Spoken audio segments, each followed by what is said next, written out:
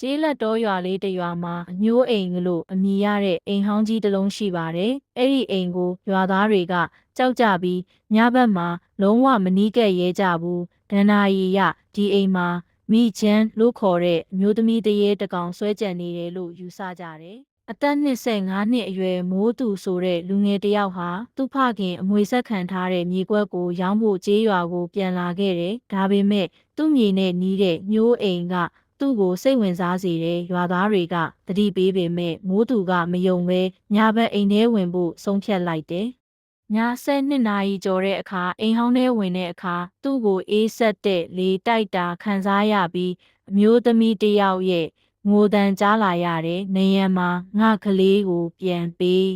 ဆိုတဲ့စာသားတွေပေါ်လာတယ်။မိုးသူလှည့်ကြည့်တဲ့အခါအဖြူရောင်အဝတ်စုပ်တွေနဲ့အမျိုးသမီးတစ်ယောက်မျက်လုံးတွေအနက်ရောင်ဆက်ကြီးတွေနဲ့သူ့ကိုစိုက်ကြည့်နေတာကိုတွေ့လိုက်ရတယ်။အဲ့ဒီအချိန်မှာသူ့ခြေထောက်တွေလှုပ်မရဖြစ်ကမိချမ်းကသူ့စီကပ်လာပြီးမင်းကငါသားလား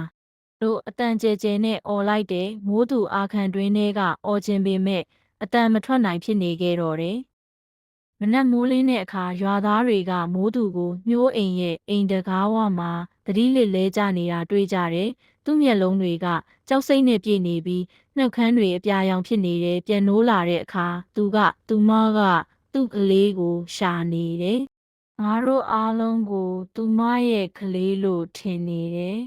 လို့ခြေကုန်လက်ပန်းကျပြောလိုက်တယ်။အဲ့ညကစပြီးမိုးသူဟာညာတိုင်းအိမ်